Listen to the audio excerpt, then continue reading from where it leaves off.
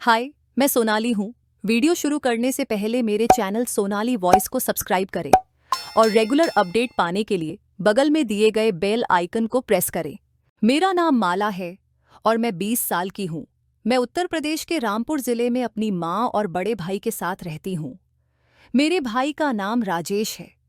मेरी माँ को मेरे भाई पर बहुत गर्व था, जैसे कि हर माँ को अपने बेटे पर होता है। लेकिन मेरी माँ तो मेरे भाई की अक्सर झूठी तारीफें करती थीं, इतनी कि असल जिंदगी में वह उतना अच्छा इंसान भी नहीं था।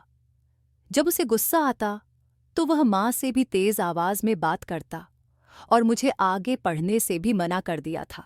लेकिन मेरी माँ ने जिद की और कहा कि अगर मैं 12वीं के बाद घर बैठ जाऊंगी तो मोहल्ले वाले बातें बनाएंगे और हंसी उड़ाएंगे, क्योंकि आजकल सभी लड़कियां आगे बढ़ रही हैं। मेरे भाई की पूरे मोहल्ले में इज्जत थी, लेकिन लोग उससे डरते भी थे। एक बार मोहल्ले की एक लड़की के पीछे कुछ लड़के पड़ गए थे, तो मेरे भाई ने उनकी पिटाई कर दी थी। इसीलिए सब लोग मेरे भाई को इज्जत देते थे और उसे बहादुर मानते थे।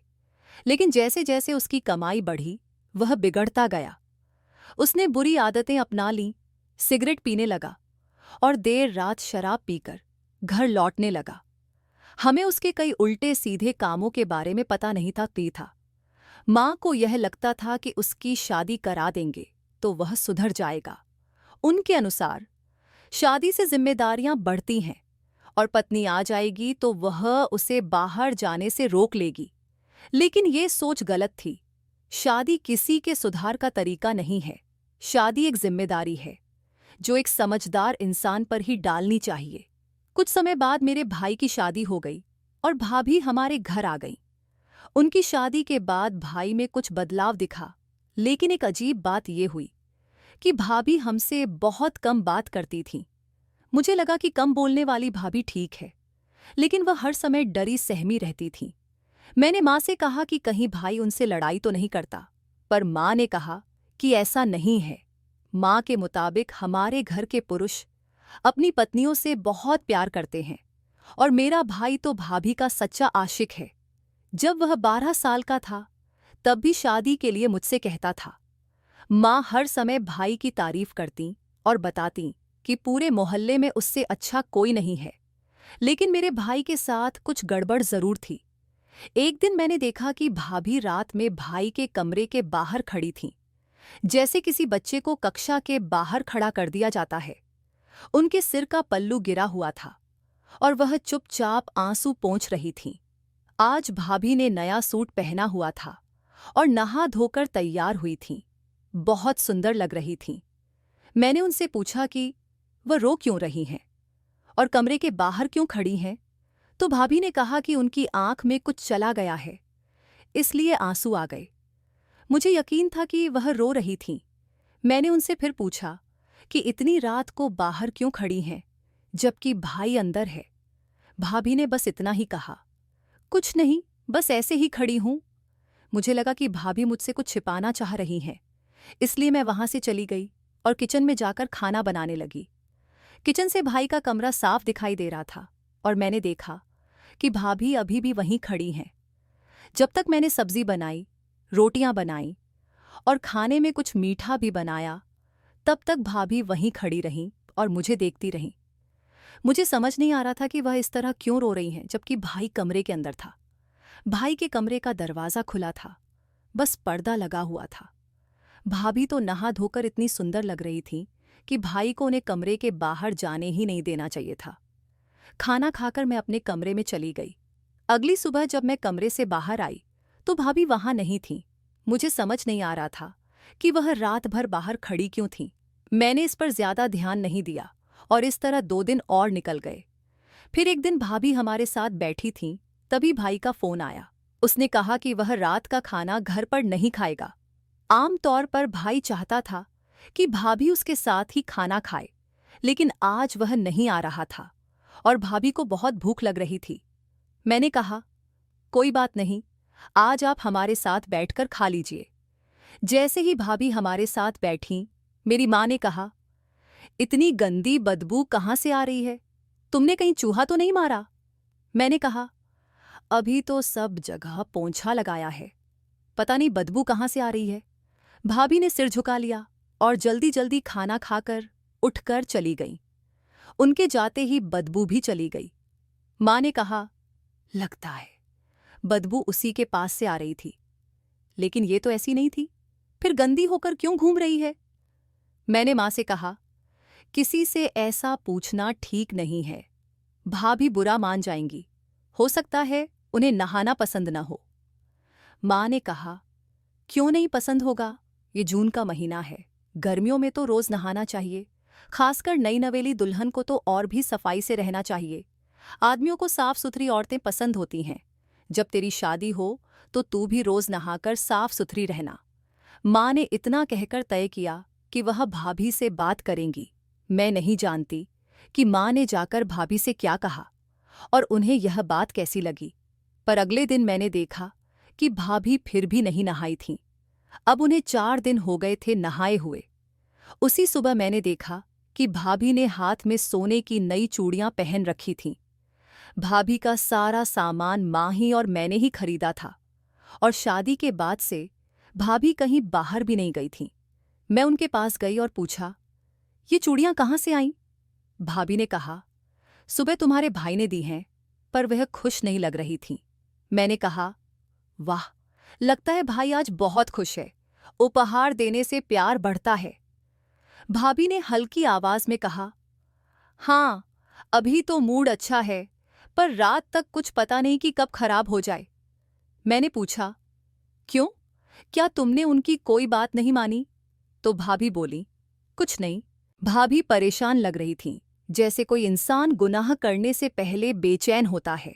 थोड़ी देर बाद वह नहाने चली गईं। मैंने सोचा, अच्छी बात है, इसमें ऐसा क्या है जिससे कोई गुस्सा हो। नहाकर भाभी बहुत खूबसूरत लग रही थीं और उन्होंने अच्छा सूट पहन रखा था। मैंने उनसे कुछ नहीं कहा, पर मन ही मन खुश थी कि वह समझ जाएंगी कि अगर वह साफ सुथरी और ताजगी से रहेंगी तो सभी उनकी तारीफ करेंगे और खुश रहेंगे। मैंने देखा कि मेरी भाभी जब भी नहा धोकर तैयार होती थीं, तो भाई उन्हें अपने कमरे से बाहर ही खड़ा रखते थे। इस बार जब मैं उनके पास गई तो वे बहुत रो रही थीं। मैंने उनसे पूछा, भाभी, आप क्यों रो रही हैं? भाभी ने जवाब दिया, तुम चुप रहो, नहीं तो तुम्हारा भाई सुन लेगा। मैंने फिर पूछा, आप कमरे के बाहर क्यों खड़ी हैं और क्यों रो रही हैं? भाभी बोली, एक दिन तुम खुद समझ जाओगी कि ये सब क्यों हो रहा है, लेकिन पता नहीं ये सब मेरे साथ ही क्यों हो रहा है। इतना कहकर वे और ज्यादा रोने लगी। मैंने उनका हाथ पकड़ा और उन्हें खेत की ओर ले जाकर कहा, आज मुझे सब कुछ बताइए कि यह सब क्यों हो रहा है और आप कमरे के बाहर ही क्यों खड़ी रहती हैं। भाभी ने कहा, तुम्हें पता है कि तुम्हारा भाई शराब पीता है? मैंने कहा, हाँ मुझे पता है, लेकिन माँ कहती थी कि शादी के बाद भाई ये सब छोड़ देगा। भाभी बोली, क्यों छोड़ेगा, वह आज भी रोज शराब पीता है। मैंने कहा, ठीक है, पर शराब पीने का इस बात से क्या संबंध है कि आप कमरे के बाहर क्यों खड़ी हैं? भाभी ने मुझसे कहा, मुझे नहीं पता, बस मुझे यहीं खड़ा रहने दो। कुछ दिनों बाद मैंने देखा कि भाभी ने नहाना ही छोड़ दिया और उनके शरीर से बदबू आने लगी। गर्मी का मौसम था और जो भी 3-4 दिन न नहाए उससे बदबू तो आएगी ही। जब भाभी माँ के पास आकर बैठती तो माँ अपनी नाक पर दुपट्टा रख लेती या हाथ से ढक लेती थीं। मैंने माँ से इशारा करके कहा कि ऐसा ना करें, भाभी को बुरा लगता होगा। माँ ने कहा, आखिर इसे नहाने में दिक्कत क्या है? इसकी माँ ने इसे यही सिखाया है क्या? माँ की इस बात से भाभी परेशान और शर्मिंदा सी दिखने लगी। मैंने देखा कि जब भी भाभी नहाती थीं, भाई उन्हें कमरे के दरवाजे के बाहर ही खड़ा कर देता था, और जिस दिन भाभी नहाती नहीं थीं, भाई उनका बहुत ध्यान रखता था, उनके लिए उपहार लाता था और रात को उनके लिए आइसक्रीम भी लाता था। भाई उनका इतना ख्याल रखता, जबकि जिस दिन भाभी नहाकर अच्छे कपड़े पहन लेती, भाई उनसे झगड़ा करके उन्हें कमरे से बाहर निकाल देता। माँ तो कहती थी कि आदमियों को साफ सुथरी औरतें पसंद होती हैं, जो अच्छी तरह तैयार हों और खुशबू लगाती हों।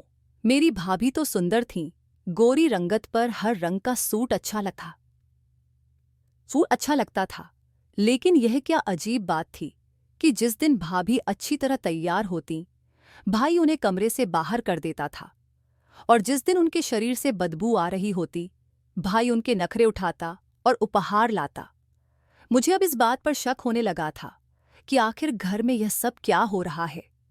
एक दिन भाभी से पूछ रही थी तो वे कहने लगीं, तुम्हें सब कुछ पता चल जाएगा। फिर कुछ दिनों बाद मुझे सही मौका भी मिल गया। सुबह सुबह भाभी के मायके से फोन आया कि उनकी मम्मी की तबीयत खराब है। माँ घर पर नहीं थीं, वे मौसी के घर गई हुई थीं। भाभी ने मुझे फोन करके कहा, तुम्हारा भाई मेरा फोन नहीं उठा रहा है। जब वो घर आए तो उसे बता देना कि मैं अपनी मम्मी की तबीयत खराब होने के कारण मायके जा रही हूं, नहीं तो तुम्हारा भाई मुझ पर बहुत गुस्सा करेगा। मैंने कहा, क्यों भाभी, मायके जाना क्या गलत है? भाभी ने कहा, नहीं, लेकिन बिना बताए जाना गलत है। मैंने उन्हें आश्वासन दिया, आप चिंता मत करें, मैं सब बता दूंगी। जल्दीबाजी में भाभी अपने कमरे का ताला लगाना भूल गईं। उनके जाते ही मेरे मन में एक योजना आ गई कि मुझे क्या करना है। जब भाई घर आया तो वह सीधा अपने कमरे में चला गया। कमरे के बाहर पर्दा गिरा हुआ था, क्योंकि माँ ने भाई से कहा था कि घर में जवान बहन है, इसलिए पर्दा गिराकर रखा करो। भाई कमरे में चला गया और जोर से आवाज देने लगा, मेरे लिए पानी लेकर आओ। मैंने जल्दी से भाभी के कपड़े पहन लिए, चप्पल भी उनकी ही पहनी, और उनके जैसे गोरे रंग का फायदा उठाते हुए पर्दे के आगे खड़ी हो गई, जिससे भाई को सिर्फ मेरे पैर ही दिखें। मैंने सोचा, अब मैं सच का पता लगाऊंगी। जैसे ही भाई ने देखा कि मैं दरवाजे के बाहर खड़ी हूं, उसने अजीब सी बातें करनी शुरू कर दी। पहले तो मुझे समझ नहीं आया कि वो क्या कह रहा है, लेकिन धीरे धीरे उसकी बातें सुनकर मैं हैरान रह गई। भाई बोला, अरे फिर से नहा ली, बड़ी साफ सुथरी बनती फिरती है। अगर नहीं नहाएगी तो क्या होगा? तेरा रंग काला हो जाएगा, तेरे हाथ पैर काले पड़ जाएंगे। बड़ी पूजा पाठ वाली बनी रहती है ना। उसने अचानक एक चीज उठाई और मेरे पैरों पर फेंकी। फिर गुस्से में बोला, आज तुझे समझाऊंगा, जब मैंने मना किया है तो क्यों नहाती है? उसकी बातें सुनकर मेरा दिल दहल गया, और अब मुझे समझ आया कि भाभी क्यों रोज नहीं नहाती थीं। भाई उन्हें रोकता था और उन्हें नहाने के लिए डांटता था, लेकिन ये बात मेरी समझ से बाहर थी कि भाभी के नहाने से उसे क्या दिक्कत हो सकती थी। फिर भाई और भी गुस्से में आ गया और गालियां देने लगा। मैं अब और बर्दाश्त नहीं कर सकी, पर्दा हटाया और सीधा कमरे में चली गई। मुझे देख भाई के होश उड़ गए। उसके हाथ में कुछ अजीब सी चीज थी जिससे बहुत गंदी बदबू आ रही थी। उसने मुझसे कहा, तू यहाँ अपनी भाभी के कपड़े पहनकर क्या कर रही है? भाभी कहाँ है? मैंने जवाब दिया, भाभी अपनी माँ के पास गई हैं, क्योंकि उनकी तबीयत ठीक नहीं है। फिर मैंने उससे पूछा, ये क्या गंदी चीज खा रहे हो? घर में इतना अच्छा खाना है। भाई ने सर झुका लिया और पूछा, क्या तुमने सब सुन लिया? मैंने कहा, हाँ, सारी बातें। आखिर आप भाभी के साथ ऐसा व्यवहार क्यों करते हैं? भाभी इतनी अच्छी हैं और आप उन्हें नहाने पर क्यों रोकते हैं? भाई मेरी बात सुनकर कुछ देर चुप रहा और फिर उसने अपनी कहानी सुनानी शुरू की। उसने बताया, जब मैं 4 साल का था तब हमारे घर में बहुत गरीबी थी। पापा हमारे साथ नहीं थे और हमारे पास खाने के लिए भी पैसे नहीं होते थे। मैंने बहुत कोशिश की, लेकिन पढ़ाई लिखाई कम होने की वजह से मुझे कोई काम नहीं मिला। इस गरीबी से तंग आकर एक दिन मैं एक तांत्रिक बाबा के पास गया। बाबा ने कहा, एक टोटका कर ले, तेरे पास दौलत की कमी नहीं होगी, लेकिन इसके लिए तुझे गंदी चीजें खानी होंगी, गंदगी में रहना होगा और नहाना नहीं होगा। शादी के बाद अपनी पत्नी से भी कहना कि वो नहाए नहीं और गंदी चीजों में ही रहे। बाबा ने मुझे एक मंत्र भी बताया। भाई ने आगे कहा, मैंने बाबा की बात मानी और जैसा उसने कहा करने लगा। इसके बाद हमारे पास सच में पैसे आने लगे और ये घर भी उसी पैसे से बना है। भाई की बात सुनकर मैं सन्न रह गई। आज ऐसा कुछ भी नहीं है जो मैं खरीद न सकूं। तुम खुद ही बताओ, क्या मैंने कभी तुम्हें किसी चीज के लिए मना किया है या ये कहा है कि मेरे पास पैसे नहीं हैं? इसी वजह से मैं शादी नहीं करना चाहता था, क्योंकि मुझे डर था कि मेरी पत्नी मेरी बात मानेगी या नहीं। इसीलिए मैं तुम्हारी भाभी से भी कहता हूं कि वो गंदगी में ही रहे। लेकिन वो कुछ दिन तो माने रखती है, फिर कहती है कि वो गंदी नहीं रह सकती, पूजा करनी होती है और नहा लेती है। इसी बात पर हमारा झगड़ा होता था, क्योंकि मैं मानता था कि अगर हम सफाई से रहने लगे तो मेरे पास जो दौलत है वो आनी बंद हो जाएगी। ये बातें सुनकर मैंने अपना सिर पकड़ लिया और कहा, भाई, आप ये कैसी उल्टी सीधी बातों में पड़े हुए हैं। आपको मेहनत का फल मिल रहा है, इसीलिए आपके पास पैसे हैं। ईश्वर ने सबके लिए खाने का इंतजाम किया है, और जो मेहनत करता है उसे इसका फल जरूर मिलता है। सफाई तो बहुत जरूरी है। आप ये सब गलत कर रहे हैं और एक दिन इसकी सजा मिलेगी। आप ये सब छोड़ दीजिए और ये गंदी चीजें खाना भी बंद कर दीजिए। मैंने वो सारी गंदी चीजें उठाकर कूड़े में फेंक दी और भाई को बहुत समझाया। भाई ने फिर कहा, अगर मैंने ये सब छोड़ दिया और हमारे घर में गरीबी आ गई तो तुम्हारा और भाभी का क्या होगा? वैसे भी अब वो मां बनने वाली है, आज ही उसने ये खबर दी है। मैंने भाई से कहा, कुछ नहीं होगा, ईश्वर हमारे साथ है। आप मुझ पर भरोसा करें और ईश्वर से माफी मांगे। मैंने भाई को अपनी कसम दे दी। मैं उसकी छोटी बहन थी और वो मुझसे बहुत प्यार करते थे, इसलिए उन्होंने मेरी बात मान ली, नहाए, साफ सुथरे हुए और पूजा पाठ करने लगे। जब भाभी वापस आईं और उन्होंने भाई को पूजा करते देखा तो वो हैरान रह गईं। भाभी ने मेरी ओर देखा और मैंने इशारे में कहा कि अब सब कुछ ठीक हो जाएगा। धीरे धीरे भाई ने सारे गंदे काम छोड़ दिए और एक अच्छे इंसान बन गए। अब भाभी भी बहुत खुश रहने लगी थीं और हमारे घर का माहौल भी अच्छा हो गया था। कुछ समय बाद हमें खुशखबरी मिली कि जिस व्यक्ति के साथ भाई पार्टनरशिप में काम कर रहे थे, उन्हें विदेश में नौकरी मिल गई और उन्होंने अपना सारा कारोबार भाई के हवाले छोड़ दिया। इस तरह सारे गंदे काम छोड़ने के बाद भी भाई को मुनाफा ही हुआ।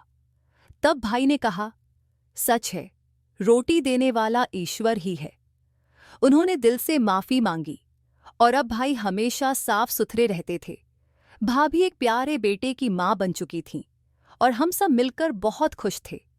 लेकिन मैं आज भी सोचती हूं कि वो तांत्रिक जिसने भाई को इस रास्ते पर लगाया था, कितना बुरा इंसान था। सच है कि ऐसे टोटके होते हैं जिनमें गंदगी में रहना, गंदी चीजें खाना और पूजा पाठ छोड़ना शामिल होता है। लोग इन टोटकों में उलझ जाते हैं, लेकिन इनका कोई फायदा नहीं होता, क्योंकि रोटी देने वाला तो ईश्वर ही है।